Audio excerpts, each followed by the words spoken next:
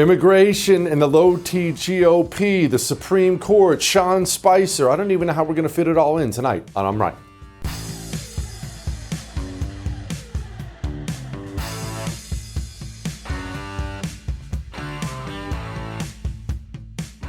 All right, so this is going to be an immigration talk. It's going to be about the low-T GOP. It's going to be about all these things. But before I get into specifically immigration, I just want to say there's talk on the right, and there has been for a long time, and on the left, about how we're going to be in a civil war one day. God forbid, right? There's nothing worse. Don't ever root for that, by the way. Nothing worse than a civil war. Read a history book. It's always awful.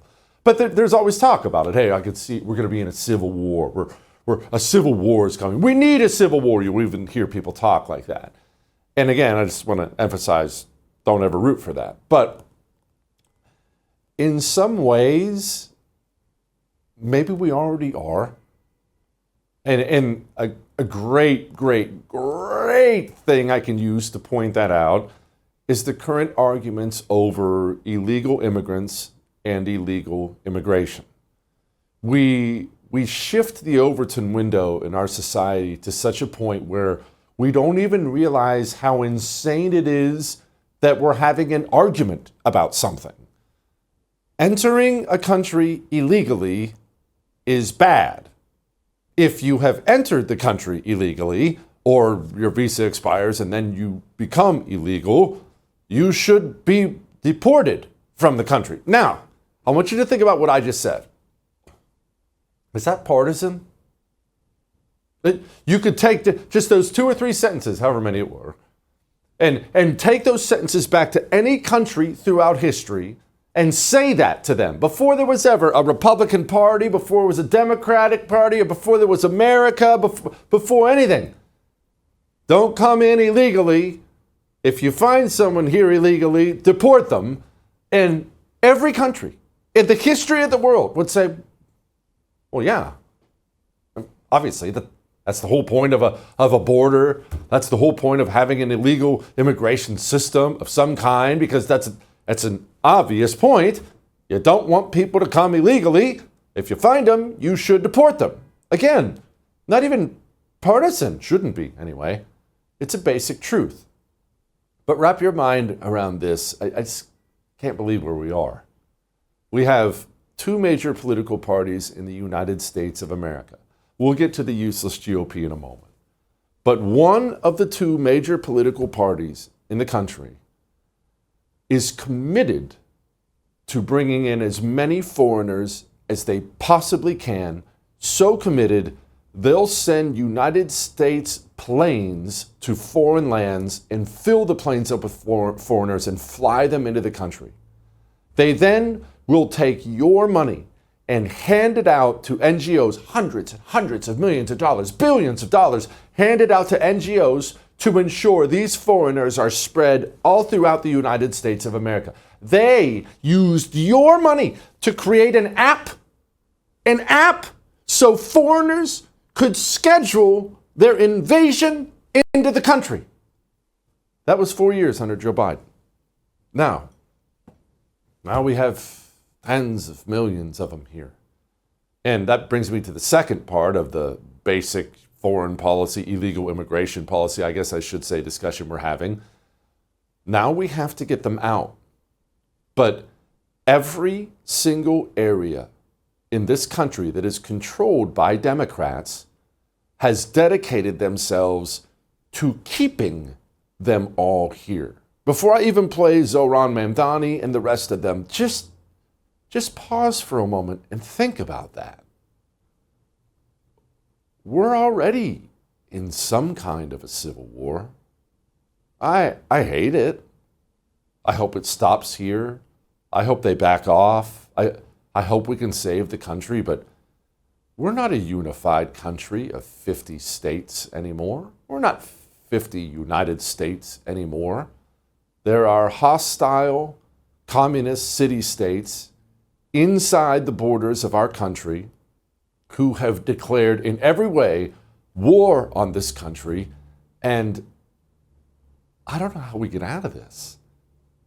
This is the incoming mayor of our biggest, most important city.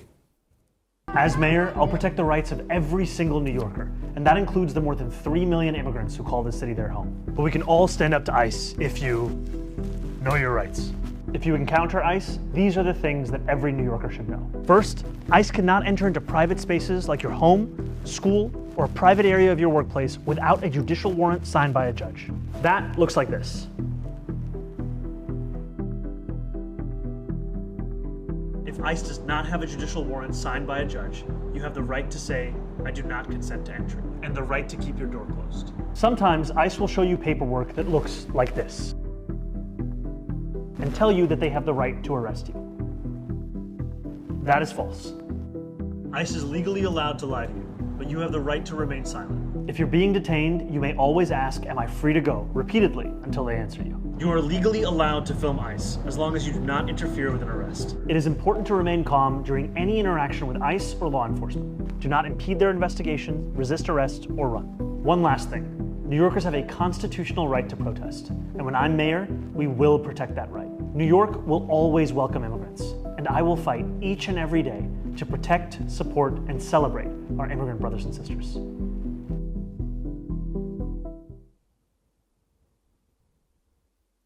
Your disdain or my disdain for that man aside, that man is about to be the mayor of the biggest city, the most important city in the United States of America. This isn't some communist professor from Berkeley. How do we handle this? We had this lady, she's a state rep from Maine. Keep in mind, the foreigners we're bringing in, this part may be even worse than the other part we just talked about. It's not as if all of them are saying, "I love America, I want to be an American, I want to chase the American dream, I want freedom, I've learned all about the country." Not when they're leaving their dumps, not when they get here. And then these foreigners will get here and they'll find a way to get elected from whatever district they happen to be in. And even once they've gotten here and gotten elected in the United States of America, they will still do nothing but crap on the United States of America. This woman's from Somalia. So coming into the States, everything from the snow to, the housing, the homes that we were all of a sudden occupying, everything was a shock, honestly. Every day was something new, and I'm like, oh my God, this is just getting worse. Yeah, So what state did you guys land, first of all? Kansas. Kansas City. Of all places, yeah. It was like a boot camp for Maine, basically. Oh, really? Yeah, because it's just like, right, like, anyone who lives in Maine knows Maine and has ever visited Kansas, they will know what I'm talking about. It's just a lot to deal with as a person of color, honestly, or a black person. You ungrateful witch. You're from Somalia and you're insulting Kansas? Did they strap you down when you got to Kansas and perform female genital mutilation on you? I would venture to guess the answer is no, but they do it at a rate of over 90% in that godforsaken hellhole you come from, you witch. But these are the people we bring here. We bring them here and we just allow them to talk like this in public. And Democrats will bring them here and then they'll elect them. And then they'll fight tooth and nail to make sure they stay here. And then they'll stand in front of the camera. This is Jayapal. They will stand in front of the camera. And I don't just want to single her out. This is a common theme in the Democrat Party. They will look at the American public in the eye. They'll say it to the television set. And they'll tell you that you're not important in this country. This country was built by foreigners. The majority of Americans across the country, regardless of political party, know that immigrants from all over the world, Somalia, India, wherever they're from, Latin America, Africa, that immigrants have built this country and make this country what it is today.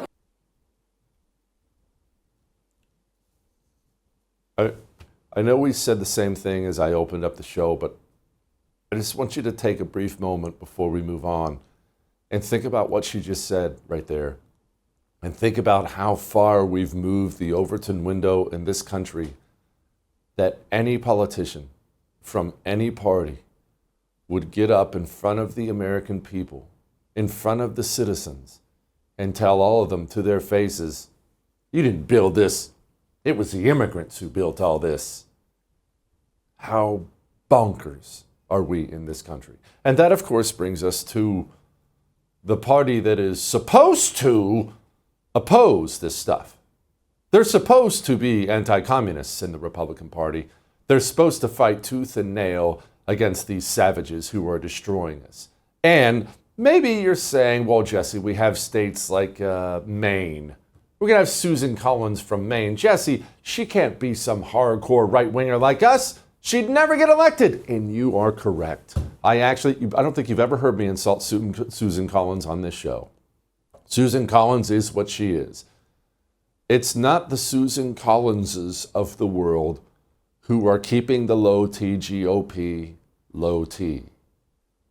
It's blood red states who send the most disgusting eunuchs to Washington, D.C., who constantly kneecap our efforts, constantly give aid and comfort to the enemy, and exhibit A for this. I could point out my state, Texas. I could point out Oklahoma. I could point out the Dakotas. I could go all the way through the South, because every red state seems to be guilty of this. But honestly, maybe the worst state in the United States of America for sending eunuchs to Washington, D.C. is the state of Utah. Utah is blood red. Utah could elect somebody to the right of you, to the right of me, if the low T GOP primary voter would get off his butt and get involved and vote in primaries. Instead, we get John Curtis. So listen, I've learned, sadly, I can't control anybody but me. Right. And the best thing I can do is set my example. And I think all of us need to wake up every morning, look in the mirror and say, what are we doing? What am I doing specifically today to make this country a better country, to make all of our immigrants feel more welcome? That's what we've always had.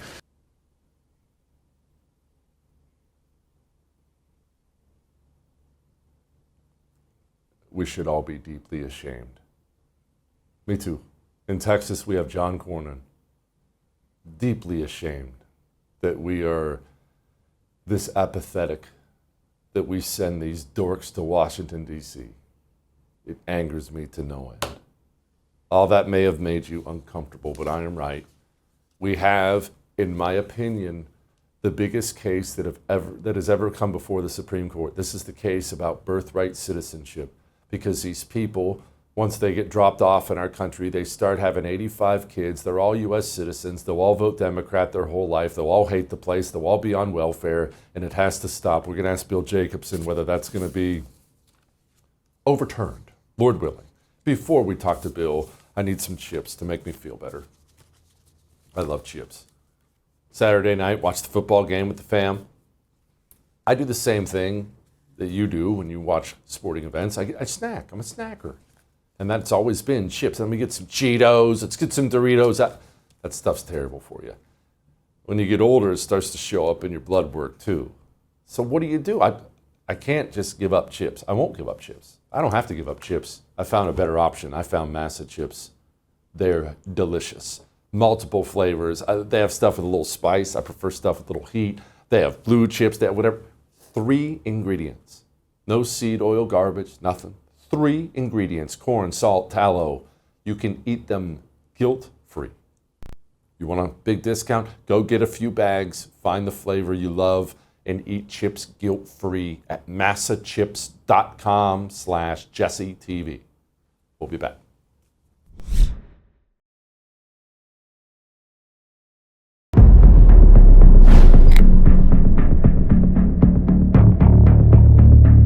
Well, I'm not saying Bill is going to agree with me, and he definitely knows a lot more about this stuff than I do, but in my opinion, the birthright citizenship question is the most important decision the Supreme Court will ever make in its entire history. It is that important. People do not understand just how much this system has been abused, and I'm scared to death because I have no idea how they're going to rule. Joining me now, the great Bill Jacobson, Cornell Law University professor, and of course, founder of Legal Insurrection. All right, Bill, you can agree or disagree. You can call me an idiot, but I want to know how they're going to rule. That's what I want to know. Yeah, I'd like to know that too. I think it'll be very interesting when we get the oral arguments there.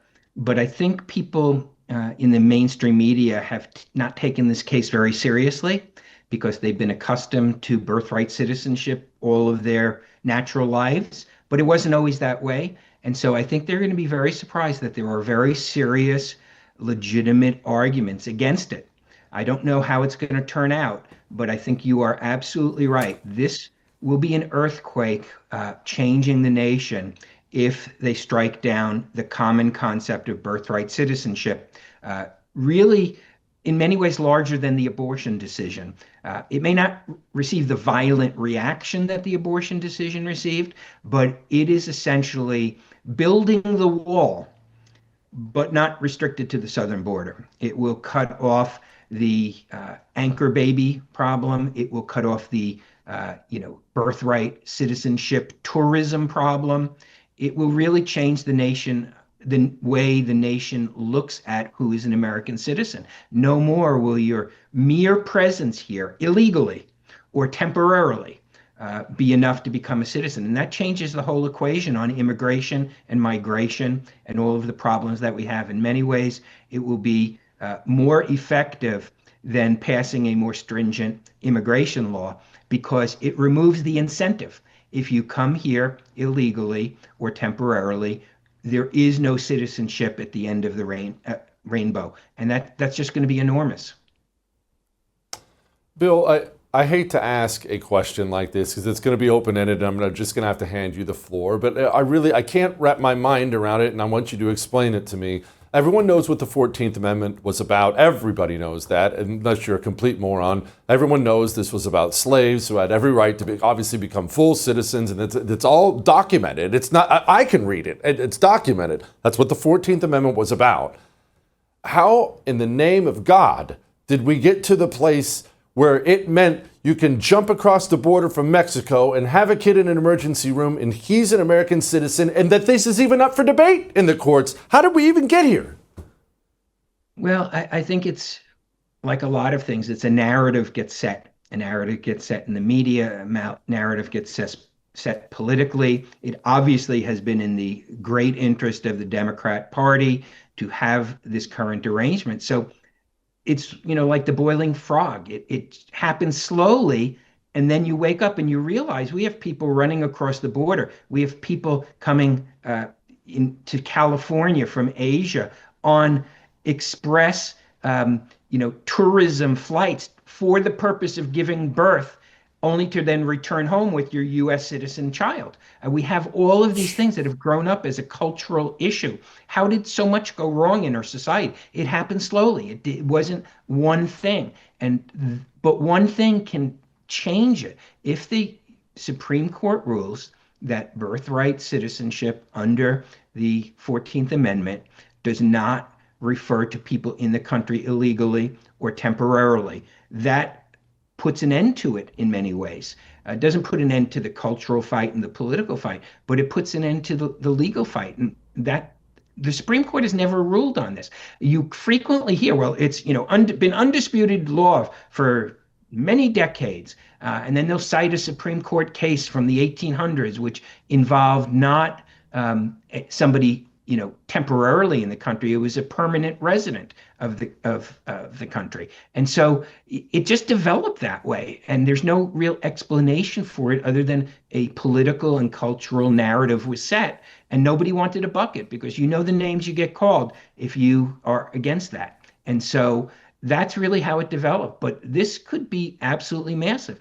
I don't know which way it's going to turn out, but if they do rule that birthright citizenship under the 14th Amendment was never intended to apply to people who are here illegally or temporarily, that is just huge. Bill, let's shift gears, although it's along the same lines. The Trump administration keeps firing immigration judges. And for those who kind of don't know the background of it, we don't have enough immigration judges. There's just not enough time to get all these people processed through. So it would seem counterintuitive to fire these judges. The Supreme Court's going to have to step in. What's happening with all this? Well, the immigration system, people don't realize it's like a entire judicial system that we never really hear a lot about. And I think the feeling in the Trump administration is that a lot of the immigration judges, particularly ones appointed under Democrat presidents, are slow walking things, are not ruling the way Trump administration thinks they should be ruled, and that the answer is to replace them. And so that's really what's going on. I don't think that on that issue, the Supreme Court's going to get involved. There are other issues about replacing heads of agencies, and there was an argument today regarding the Federal Trade Commission lead head who was removed. But I don't think the immigration judicial system is going to get to the Supreme Court, although the Trump administration attempt to gain control of so-called independent agencies like the Federal Trade Commission, I think is very much what's happening. The issue before the Supreme Court on immigration judges is a slightly different issue. It's whether the restrictions put on them are subject to suit in federal court as opposed to administrative claims. There's a lot of different issues floating around, and a lot of people are getting confused over them. But the replacement of immigration judges is not before the Supreme Court. The replacement of agency heads is before the Supreme Court. How do we feel like they're leaning on that after all that testimony today? It's another one of those things. It's just bonkers when you think about it, that it's even up for debate whether or not the president can decide who's the head of someone in his executive branch. But how do you think they're going to roll on this? Well, I think I listened to almost the entire argument, not 100% of it, but 95% of it. So I think I have a good feel for it. And the prevailing wisdom in the mainstream media is one of doom and gloom from their perspective, which is people think that the justices are going to side with Trump on this, that to the extent you have an agency, and there's really no such thing as an independent agency, but an agency which has some level of independence, like the Federal Trade Commission, that the president still gets to decide who runs the agency because they are performing executive branch duties. They are performing duties that need to have accountability through the presidency, because otherwise you have these agencies which are not subject to any political process. Now, some people like that. Our favorite justice, and I say that somewhat jokingly, Ketanji Brown Jackson, was arguing policy today. Well, don't we need experts in these agencies? How are they going to have their expertise if it's up to the whim of the president? Well, you know what? Because it's an executive agency. It's a part of the executive branch. And we elect a president. And we elect a president knowing what they're going to do on these sort of issues. So it's really baffling how you get to a situation where you have an executive branch agency which is not subject to the executive, to the chief executive, to the president of the United States. And I think they're going to lose on that. I think Trump's going to win on that. That's the prevailing takedown from today's oral argument.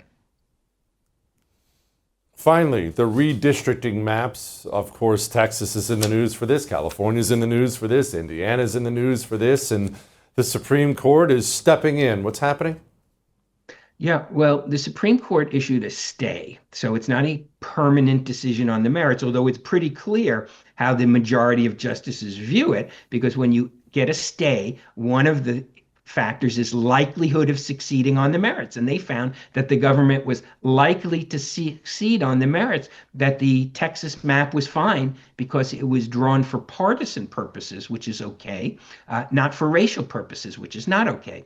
And so that is an issue that I think Trump's prevailed at least through the 2026 election, and I believe will prevail ultimately.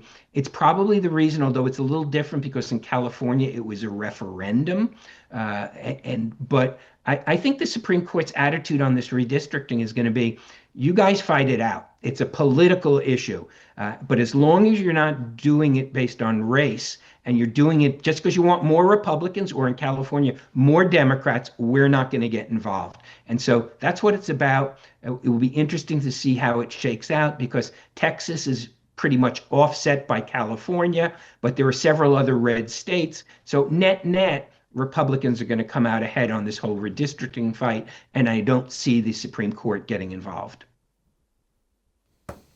Bill, thank you, brother. As always, I appreciate it.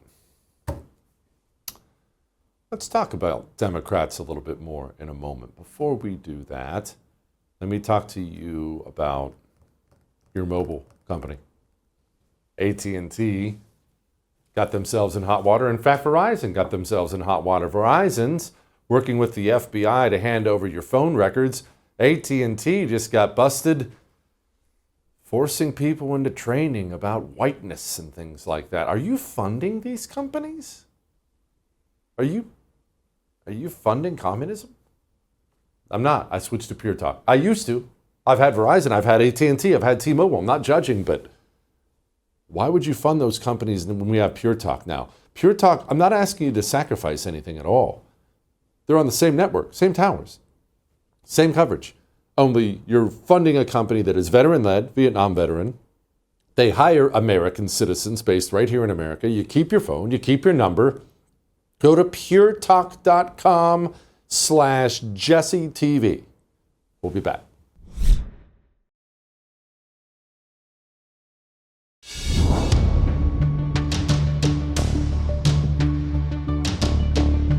All right, let's talk for a moment because it's a Christmas season. I thought it would be helpful to have a conversation. It's going to sound really mean. All right, it's going to sound mean. And look, sometimes I can be mean. I know that. I understand I'm a jerk. But this is actually not supposed to be mean sounding. And I'm not supposed to bring you down. This is supposed to help get you through the Christmas season we're going into, okay? So because it's the Christmas season, inevitably, you are going to find yourself at a gathering with a Democrat. Maybe this is that Christmas party your office is holding. They'll probably call it a holiday party because this country has lost its mind. But the Christmas party they're having at your office that nobody wants to go to, it's going to be a Democrat there. Maybe, I hope not, but you never know, maybe you're gathering with family and there's going to be a Democrat there. Maybe it's your liberal Aunt Peggy, mother-in-law, brother, whatever the case may be. Okay, so I got that. You got that? I got that. We're in the season of having to spend time with Democrats. So let me explain something that I think will probably help save you some frustration. That person is mentally ill. And I know how that sounds. Like I'm just being a jerk and throwing bombs at them. I'm not saying that at all. I'm really genuinely not. For example, there's a story out in the Washington Post. Rosie O'Donnell. You know, she used to be kind of this funny actress. Then she just kind of lost her mind with Trump derangement syndrome. Well, she goes to see a therapist, surprise, surprise, and her therapist told her, you need to stop talking about Trump. Like it's messing up your mind. You need to stop. Take 2 days off. And Rosie O'Donnell admitted she couldn't last 2 hours before she went back to talking about Trump. 2 hours. Now, why? Well, is it because she's dumb? That's a big part of it. Is it because she's on anti-anxiety medication? Almost undoubtedly, right? All this stuff applies to the Democrat in your life. But it's more than just that. So we have a really dumb person sitting there popping anti-anxiety pills. And then it's the propaganda they consume every day that you ignore, or if you see it, you roll your eyes at it. They don't. That's the point I'm trying to get through. How could you be that deranged? Why is your liberal Aunt Peggy going to blow up Christmas Eve, screaming about Trump and bragging about abortion? But what's wrong with her? Why do her eyes look like that? Because she sits down all day, every day, and she watches stuff like this. I mean, look, the President of the United States and his Secretary of Defense are conducting murder on the high seas. They're committing murder, and Americans should care. Like, look, none of us like drug traffickers, but we have laws that say that drug traffickers don't get summarily executed. And if it's happening off the coast of America with people that we don't know, just give it time before Donald Trump starts doing this same kind of thing to people we do know right here at home. It matters if the President of the United States breaks the law. That's bonkers, I know. I know everything you're screaming right now. I'm screaming the same thing. I know you're rolling your eyes. That's ridiculous. That I saw another Democrat went on the news and said, I think it might have been Angus King, and said, how long before he starts executing drug dealers on the streets of San Francisco? Ridiculous. Yeah. A blatant lie. Yeah. All that stuff is true. Your liberal Aunt Peggy believes it. She's an insane person. Now, that means you should adjust how you deal with the insane person. If you think you're dealing with another logical human being and you're going to be able to walk through these issues and kind of logically talk it out, you're going to be so frustrated and angry, and you're going to get in arguments. If you just accept that she's mentally ill. When you look at that liberal Aunt Peggy at your company party, I want you to picture that person just escaped from an insane asylum. Now, would you engage with that person in conversation, or do you just kind of keep your distance? Just trying to save Christmas for you, all right? All right. We'll see if Sean Spicer's going to save Christmas for us. Before we get to Sean, I want to talk about how you feel every day. Are you full of energy every day? Full of pep? When you get home at night, when it's time to make dinner, hang with the kids, but are you fired up and ready to go? Or are you staring at the clock at 3:30 in the afternoon, dying to plop into the couch? You need to get on some natural herbal supplements from Chalk. I discovered them during all the COVID insanity in this country. And I love Chalk because it keeps me full of energy all the time, naturally. Not with my 8th cup of coffee. No, not that at all. Not with needles in my arm. Natural herbal supplements every day has changed my life for the better in every way. I'm better at work. I'm better at home. Go experience it. You will thank me for it. You're 60, 90 days away from being a different human being. Chuck.com/JesseTV. We'll be back.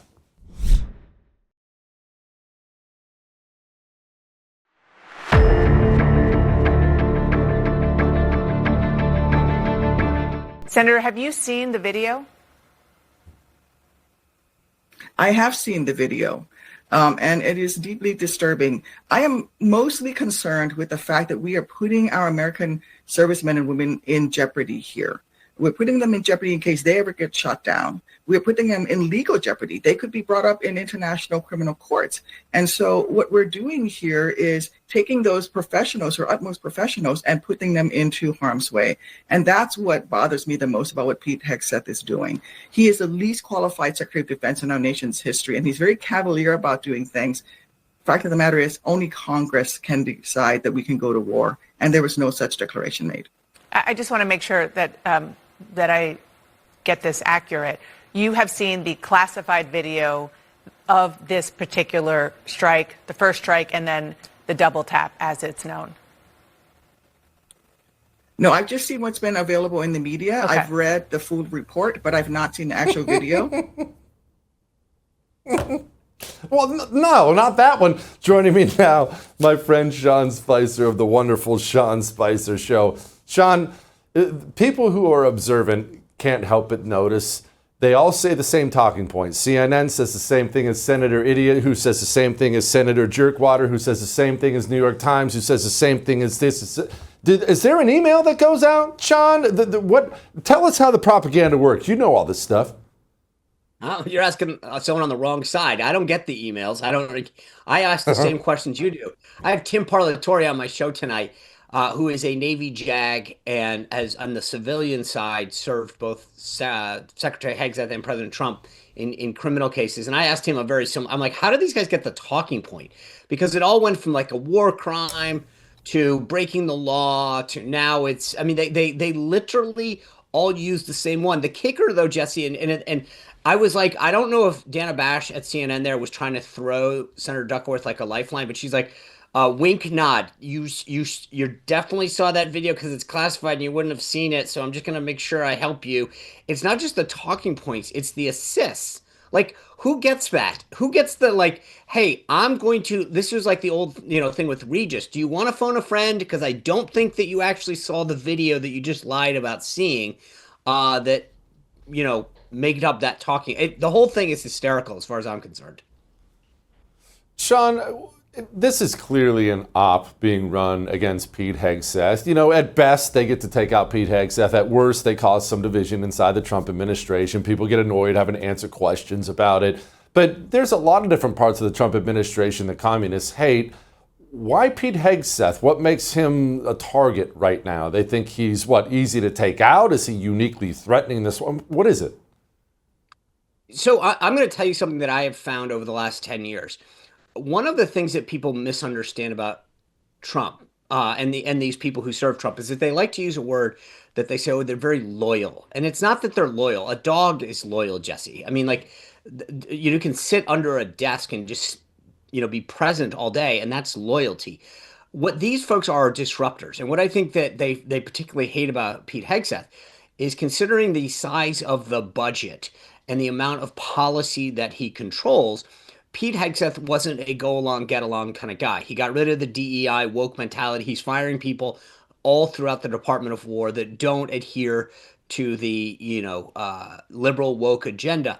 So he's disrupting the apple cart. And what their view is that then you need to be taken out, right? It's not that he just supports Trump. It's that he's actually getting the job done. So then they go in, accuse him of war crimes. Look, that you talk about running an op.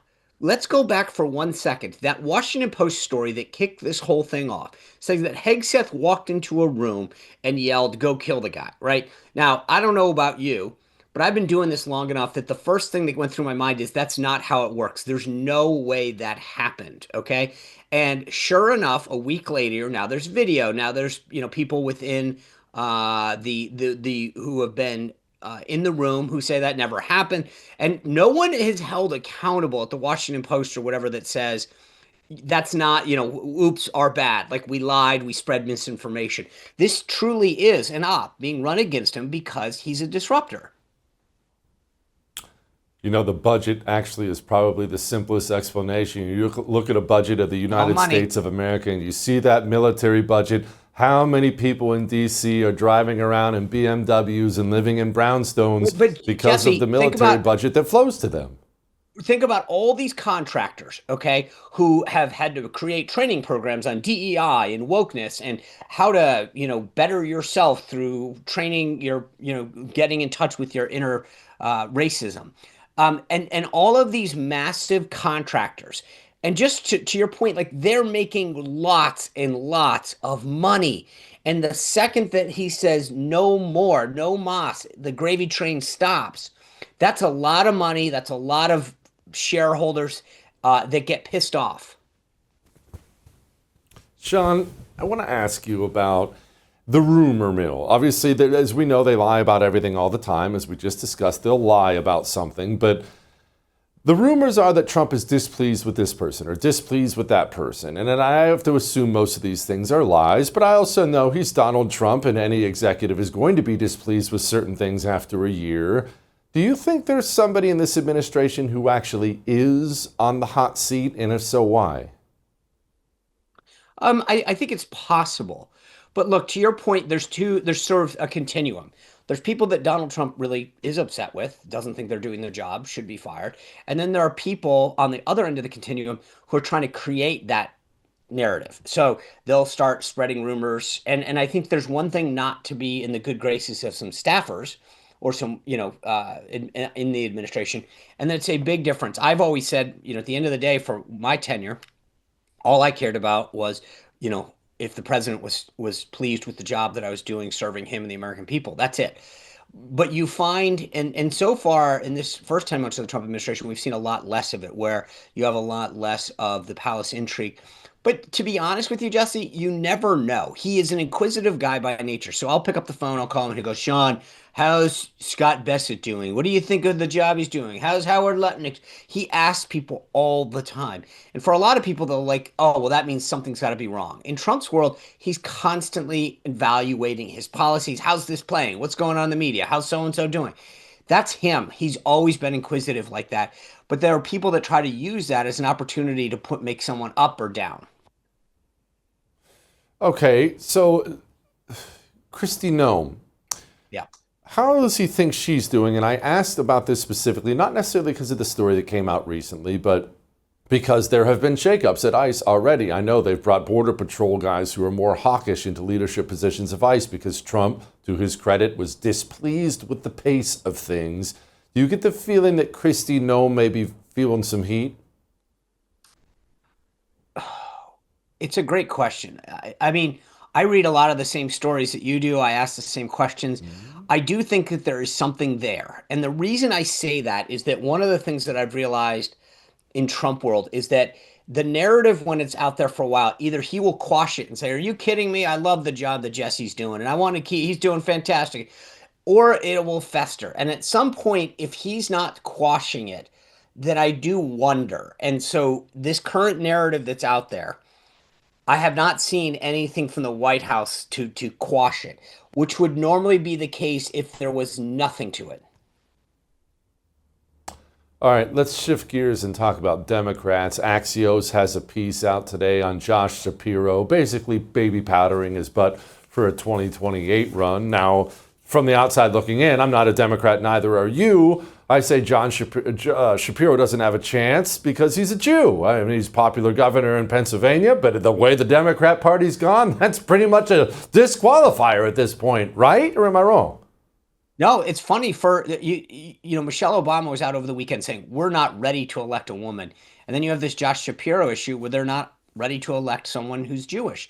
They're the ones who have problems with all of these, gender and someone's religion. But currently, if you look at what's going on in the Democratic Party, the sort of pro-Hamas wing of the Democratic Party is going to be very active in a primary. And a guy like Shapiro would have a very, very challenging time.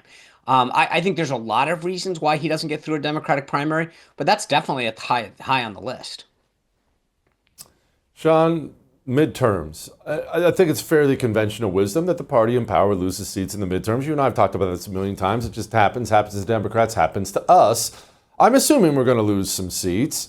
Now, there's losing seats, and then there's a bloodbath, and you're wiped out, and Donald Trump gets impeached every other day. What do you think we're looking at? So here's what I would tell you. I was at the NRCC. I ran a division called incumbent retention in the 2000 cycle. We're one of the only times in American history where we actually picked up seats with the party in power. The difference was the economy was strong. Our members were prepared. They raised the appropriate number of money, and we minimized retirements. There is a bit of a problem right now on our side in terms of how many people are retiring. If the economy isn't in good shape next July, I think we're going to have a big problem. But Donald Trump's making in tons of investment, bringing companies here. I got to believe that money starts getting through the pipeline by springtime next year, creating jobs, economic growth. If the economy's in really good shape, Jesse, they'll pick seats up. If the economy's in the crapper, we're screwed.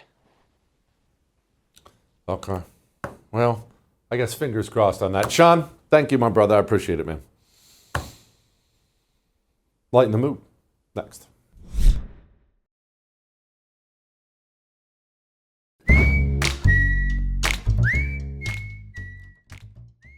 It's time to lighten the mood, and as you are well aware, I have a favorite thing about politics. We talk about politics, we care about politics because it does matter. It does matter, but we all have little things we greatly enjoy. I'm a bad person. I'm a sick person. And part of this sickness is I enjoy watching my enemies suffer, especially when they're doing something terrible and suffering because of it. My favorite thing in politics, by a mile, is Democrats pandering to black people. It's so funny for a variety of reasons. It's funny because of the ham-fisted way they go about it. It's so obvious. It's such obvious pandering. It's funny because it's so obviously dishonest. It's Hillary Clinton carrying hot sauce in her purse. It's Pete Buttigieg drinking a 40 with a couple black guys trying to increase his numbers in the black community. I'm not kidding. You can go look it up. That actually happened. Joe Biden razor fighting with corn pop. Gavin Newsom recently talked about eating Wonder Bread and shooting hoops while hustling when he was on an NBA podcast. It's just so freaking funny. It makes me laugh to no end. Jacob Frey is a tiny little Jewish guy who's trying to keep getting elected mayor of Minneapolis. Well, in order to get to be mayor of Minneapolis, you have to appeal to the Somali community. Now, Somalia sucks for a variety of reasons, but maybe the worst part about the country is the food, and that's when they actually have some. Well, he sat down for some Somali cuisine, and honestly, this is exactly what I used to look like when I was eating a plate of lima beans that my mother had set in front of me. I despise all vegetables, but lima beans, I used to do this exact thing you're looking at on the screen right now. I used to spread it around on the plate. I used to, one time I was about to vomit. It was just the worst thing in the world. And I did exactly that. And it makes me laugh. He hates that food. He pretends to like it. He's a filthy liar. And he's suffering as he panders.